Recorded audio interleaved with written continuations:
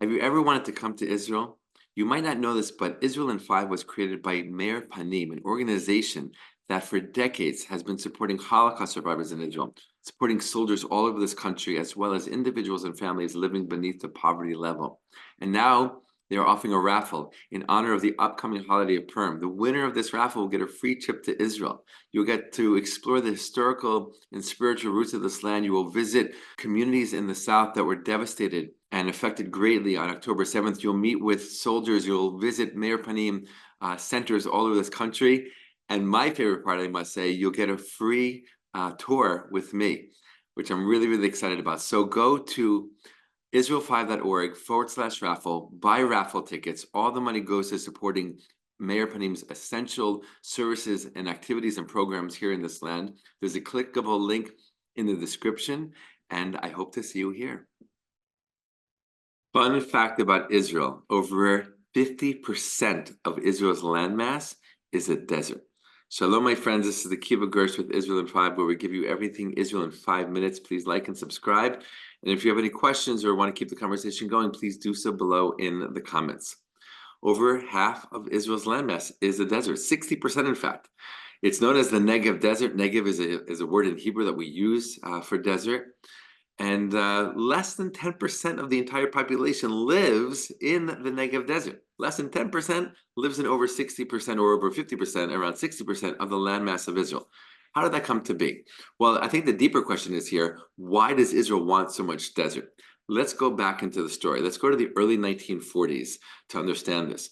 In the early 1940s, there was already many decades into the Zionist movement, and the Zionist leadership sent some young people to the northern desert, to the northern Negev, to see if they could establish agricultural communities, but also to show to the British that they could. The British were the ones in charge at the time. They were given the mandate for Palestine by the League of Nations after World War I to help the Jewish people to help them establish a Jewish state in this land.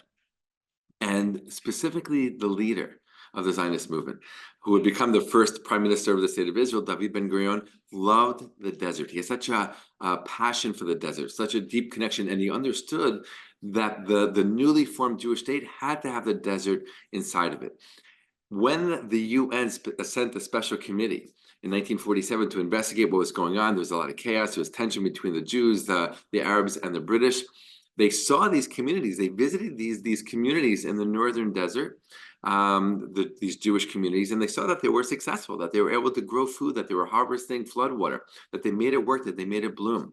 And as a result, that really inspired the UN to give the Negev to the Jewish people. There's barely anyone living in this vast amount of land, and they saw that the Jewish people could really use this land in good ways, and they included it in the UN Partition Plan of 1947, which got voted upon and passed in November of 1947 by the UN. But then the war broke out. The Arabs right away started a war against us, and the Jewish leadership understood that the war would determine the final borders, which it did. And that's why the Jewish leadership sent forces towards the end of the war all the way down to Eilat, which we talked about in another video, to make sure that the Negev, all the way down to Eilat, stayed in the hands of the Jewish state, which it did. Let's go back to David Ben-Gurion's vision and passion for the desert to understand the role that the desert plays in Israeli society today. First of all, it's a lot of space, right? If there is a need to build more communities and let more Jews in, you have a lot of space for that. But it's also a great place to visit, even if you don't live there, right? Most of Israel's population is in the center of the country. Millions and millions of people. A lot of people live in apartment buildings, in high rises, very close together. The desert offers a place to get away, to go, to walk, to hike, to be in a place with way more nature and way less people.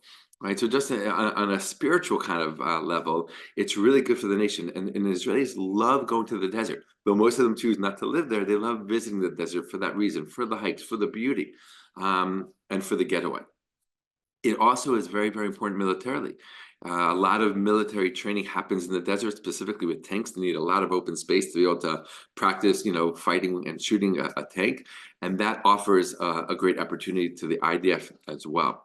Also, back in the day when Egypt was one of our main enemies, actually our main enemy, it offered a buffer zone between Egypt and the main population centers of Israel, right? That it would take them time to get up into our country, allowing us to defend ourselves better.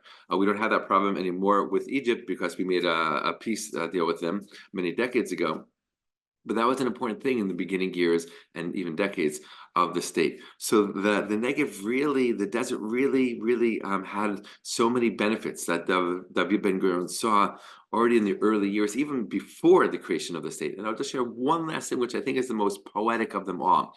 For David Ben-Gurion, the desert was like an empty slate. You go there, it's like empty.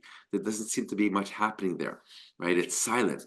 And he felt like this is where the will and the spirit of the Jewish people will be tested. If they can take a place like this and transform it into something, because that's really what the Zionists were doing in the beginning years of the Zionist movement. They came to a land that was unused and oftentimes abused by so many empires and conquerors. And the test was, what could the Jewish people do with this land? Right? And the Negev, the desert, was really a symbol for that. And we know, thank God, that we can say that we have successfully not only used the desert, but have transformed this entire land, right, into something usable and very positive and productive.